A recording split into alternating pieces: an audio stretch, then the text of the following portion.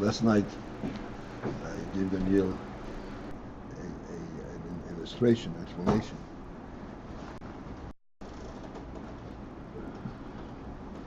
What is the meaning of saying that everything has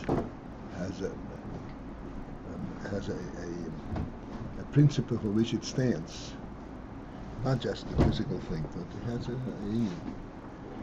So I gave the example of a table in the middle of the room.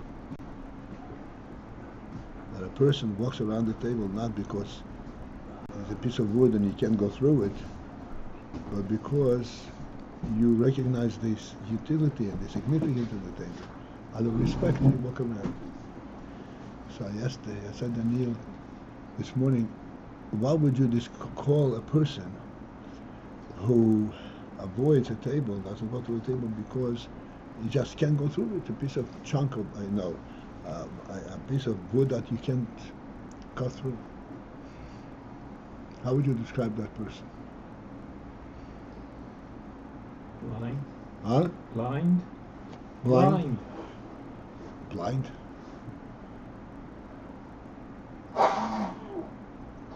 What about a sighted person that he says, I don't go through it because he can't go through it? So I found two ways of describing this person. Either the idiot or the scientist.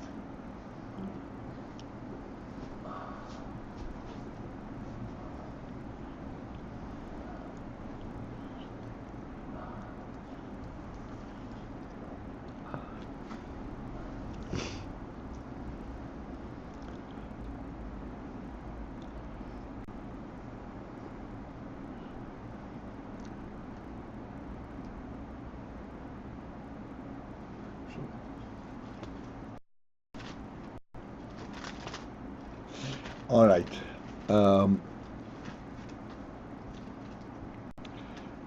We are on page Yud Ches, and we will start, believe it or not, 6 lines from the top instead of 5 lines from the top.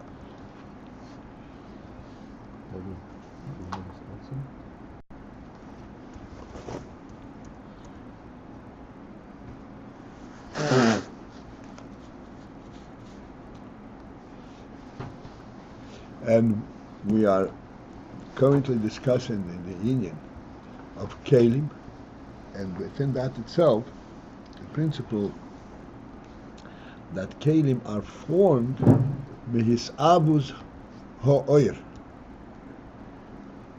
from the thickening, so to speak, or bringing out the coarse element of oir.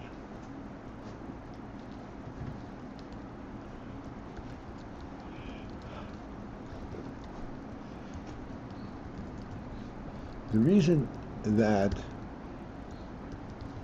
we inevitably have to come to the oir, because even though keilim are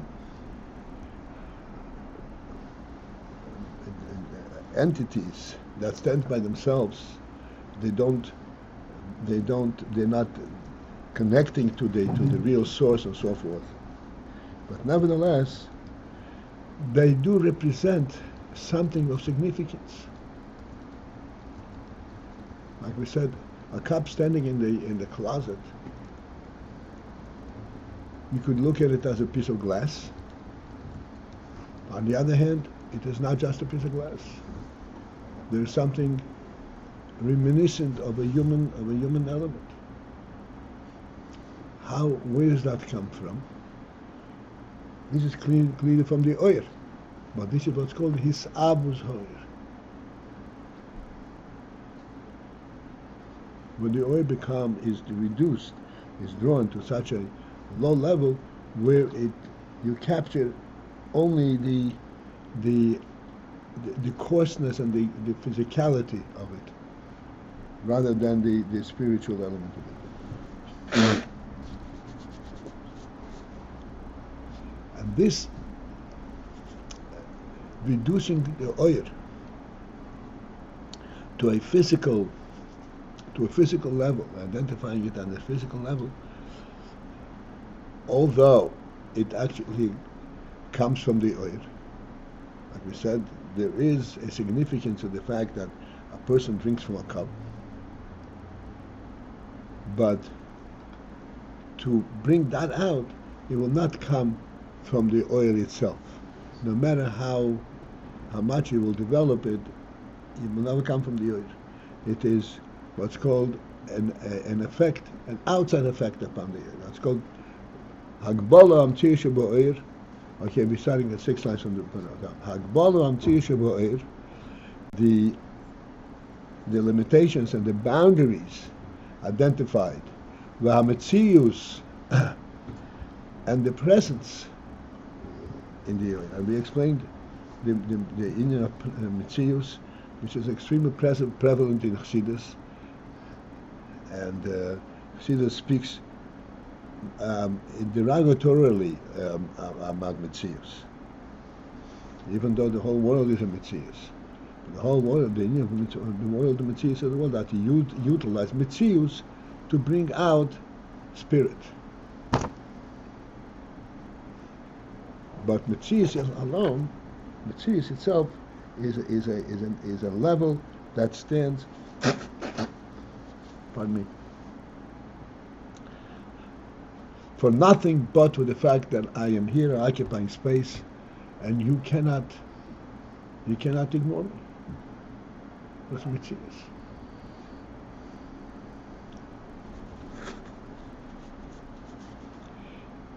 So this is the ha-hagbalah b'oir that is actually coming out from the oir. Shebo alidei davar acher. But this metzius element in this ha-hagbalah is brought out from the oir alidei davar acher by an external effect.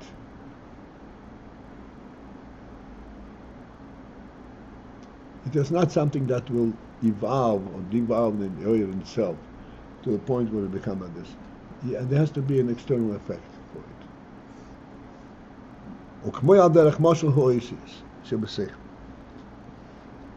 As for example, oisiyos in the sechel. Letters means by which, by various combinations of letters, you can actually express a sechel. And a true sechel, like we said yesterday, a sechel that is representative of a human concept, not a sechel that is simply describing a physical structure. You can use letters to describe a sechel. Sechel is a neshama, is a nefesh, is a living thing, except it's in the lowest level, but it is representing something of a living entity.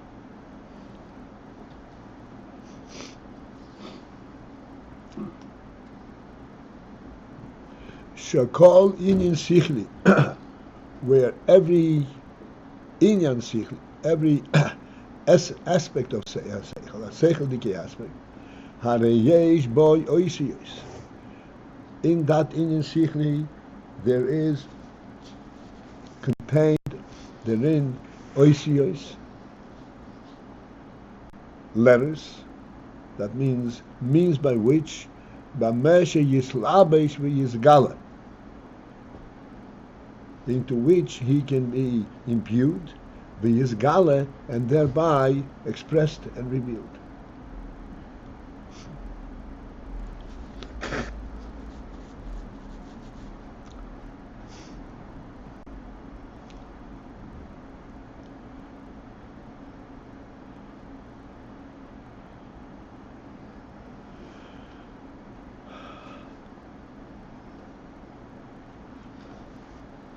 Before we go on, just we should actually get a feel for this. Every person, more of a bar sechel or less of a bar sechel, but every person has a certain sense that he is trying, he's groping with, how do I concretely define this? With what? Concretely Define this. define this.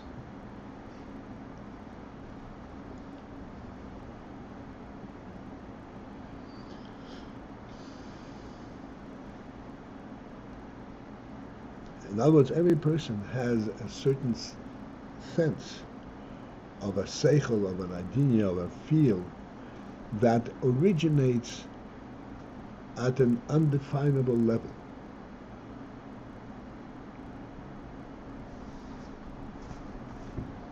And then eventually he finds the means by which to define it and which to express it.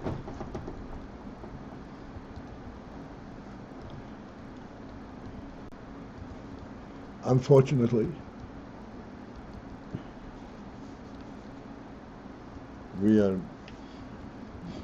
exposed to a view that this defining element, that's the real sechel, and the undefinable element in the sechel, that's is not worth relating to.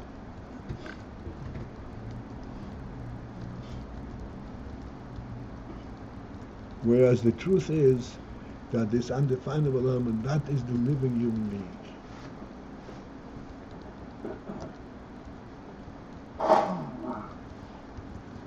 Yes, then subsequently he can define it in order to give it a presence, and in order to find the way to live according to this principle that he senses on a higher level. So actually, the way you're saying now is that there's two levels of sechel, or two types of sechel, right? Do I understand clearly? Go ahead. No, I'm asking.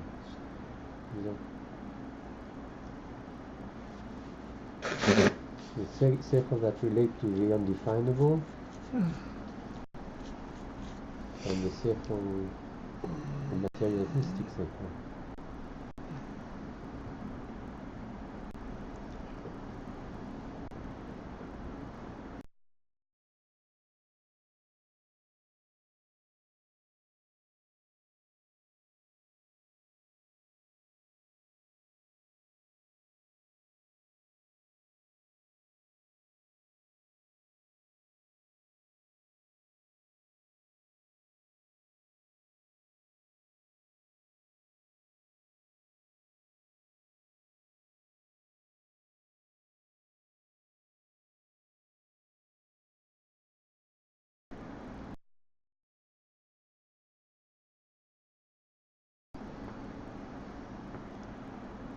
Like we said many times, a human being walk.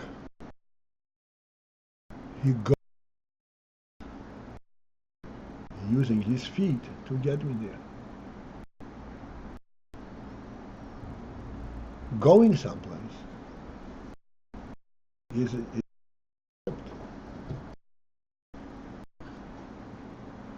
walking activity.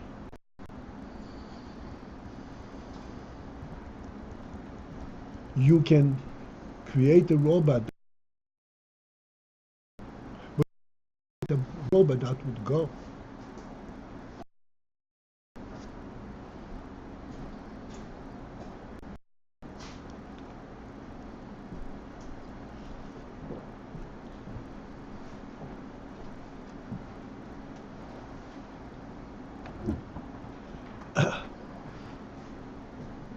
So what we're saying is like this, that even that sechel, prior to it being defined, and everybody, I said, everybody has experienced an Indian a concept that he is struggling to pin down. What is this about? Where does he have it from if he hasn't pinned it down? This is clearly a living entity in his soul.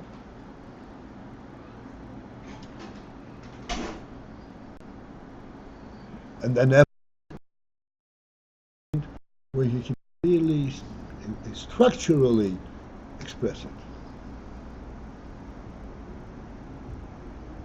This is where the sechel is affected, is brought down to a metzius al yedei davar acher, through something external to the sechel.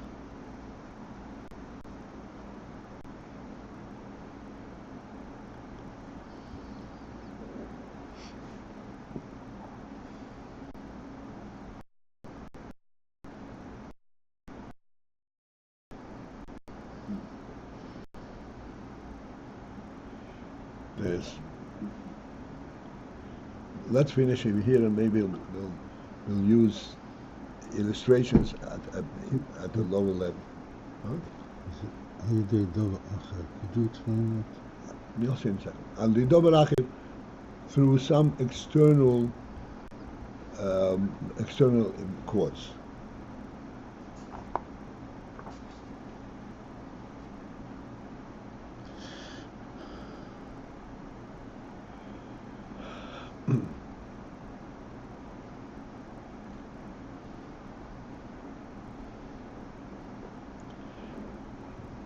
All right, this is going to be a little further down, so let me explain to you what al davar acher.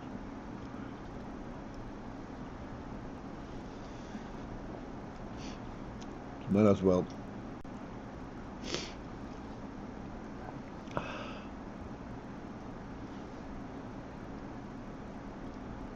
I've said many times.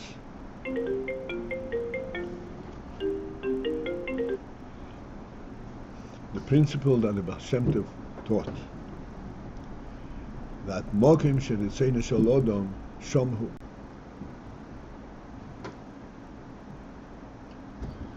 The person is where he wants to be. It's a phenomenal statement.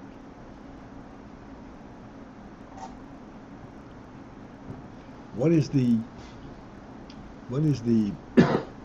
core of this statement? How is this strong? What does it mean? Mokim sheritzena shel odom shomhu.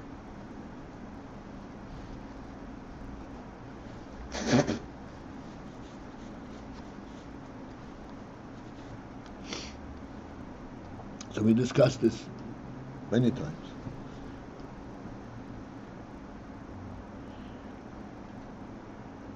A person is in this place and he wants to be over here. What is the significance of this? Why does he want to be over here? How does he even know about this place? He is here. What is the relationship between him and this place when he is actually here? That he should want to be there.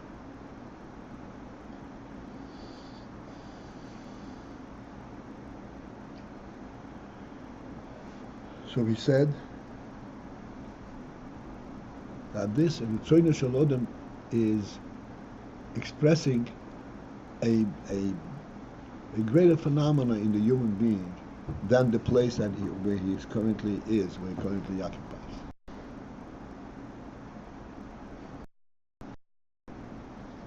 And that is that a human being actually, essentially, does not relate to the place where he is. The place that he is does not define who he is. What defines what a human being is? His view and his appreciation of the entirety of existence, of the entire world. This place, I can tolerate it because it's part of the bigger picture.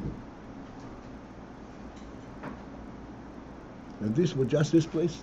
I could not possibly relate to it. This is the clustering effect. The person is clustered. You can't find him. He's totally uncomfortable because this is not the human being.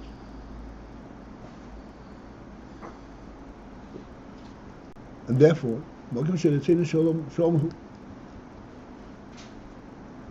now, this is the way it is in his Rotz, and this is the way it is in his sechel.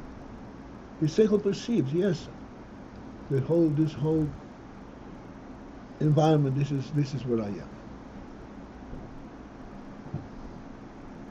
Now, I have to apply to this sechel, to this concept,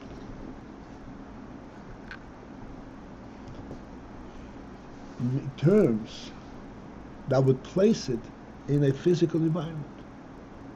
Yes, you, by your spirit, you're everywhere. But your body is not everywhere. Your body is right here. In order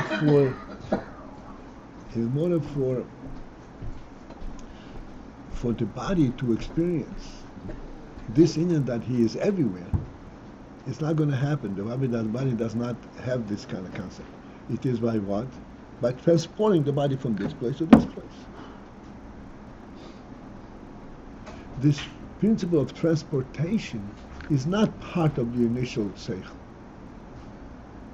Initial sechel, that's where he is, that's a reality.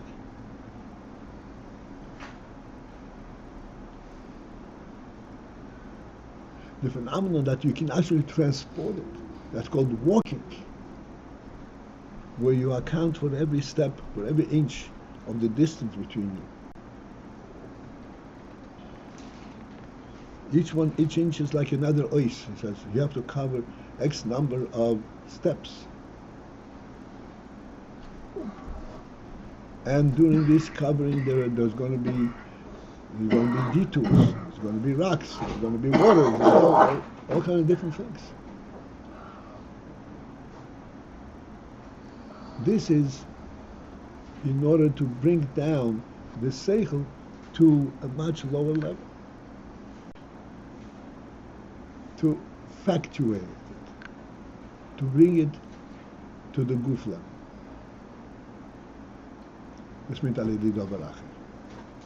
It's not part of the sechel itself. This is what we call what? Davar acher. A different effect, an external effect. In the muscle, this is what? Huh? In the muscle of walking around, what did you point to with this? This is how you did davar. This walking, the fact you are there automatically, but in order to get there, you have to walk.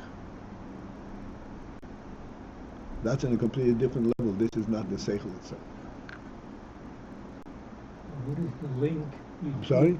What is the link between the sechel and the davar acher? How do they get linked? Okay, that's what we're saying. That we're going to say later.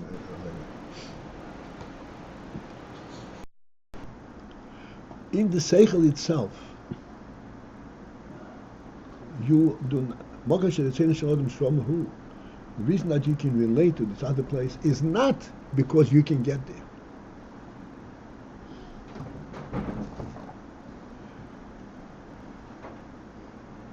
There's a different reality there.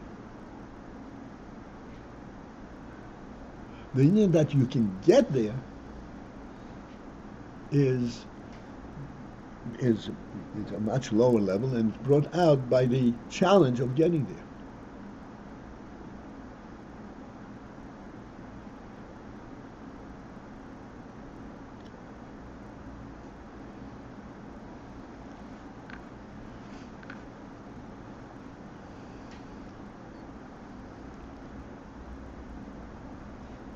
People climbing Everest, risking their lives. And the truth is that there are two approaches to Everest.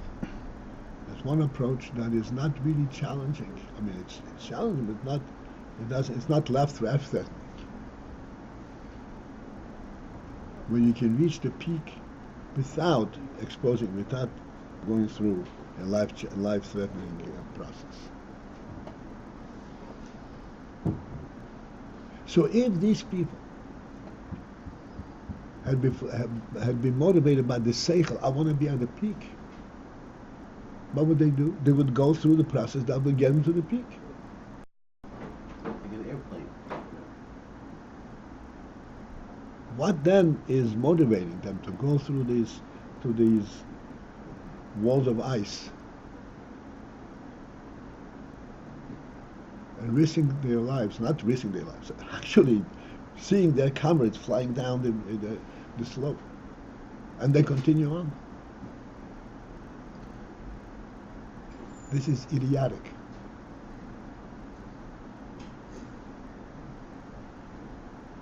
Do it because it gives them pleasure. Doesn't give them pleasure. It's a thrill. Come on, listen. I asked you to stay here.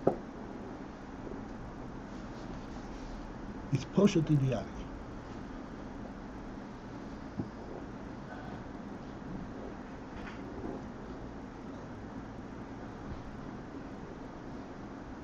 This concept, from who, they completely ignore that.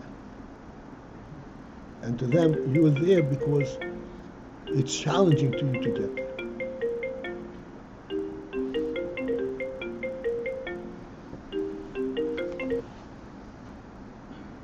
Not because there's significance of you being there.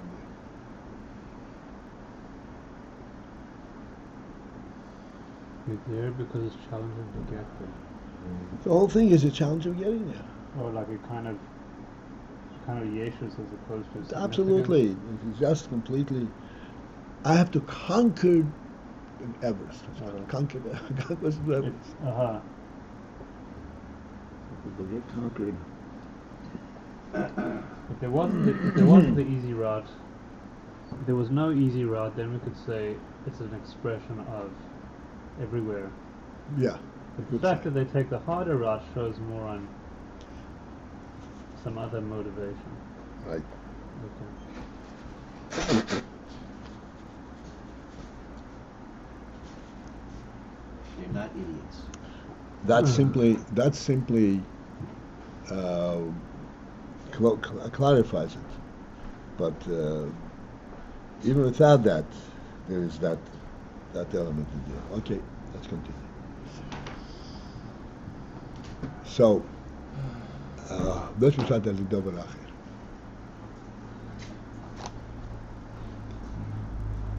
Provided it is based on a sechel, and then it's brought down in oisius. The oisius are coming by a different cause, a different reason. So let's see inside. We have just 2 minutes. As an example, the oisius that are in the sechel.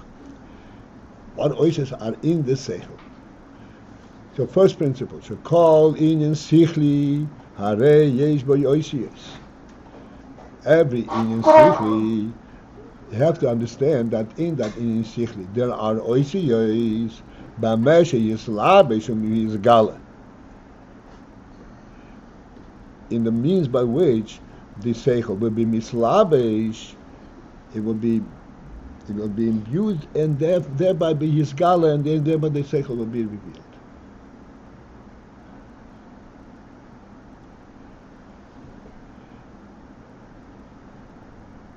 Okay, this goes on for a long time. Just want to explain why we say that every inyan sichli has oisius in which it can be mislabesh and yisgal. What is this? What is the significance of this inyan?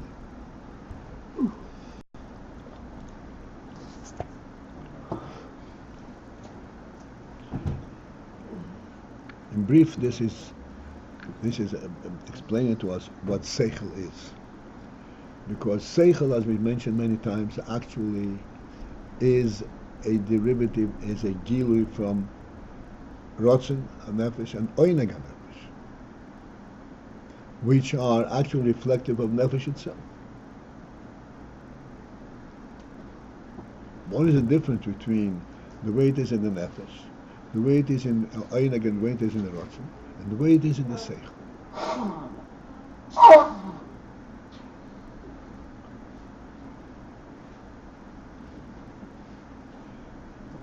So, just one word, because we don't have much time. Each one of these levels In the nefesh, this is the godly and this is the way the truth is. In the oineg, this truth is already at the experienced level. In the rotzin, it is in the aware level. In the sechel, it is in the level where it is recognized. It's a recognizable level. Since it's a recognizable level, therefore it means that it has a means by which it can be presented and given cognizance externally. I'm just giving you just tidbits. This is why we say all sechel has oisis, because sechel means that you come to recognize an inyan. That's in the nefesh, but there's a recognition. So because it's recognizable, it can be presented? Recognizable means that you can recognize it from outside. And that implies these osios?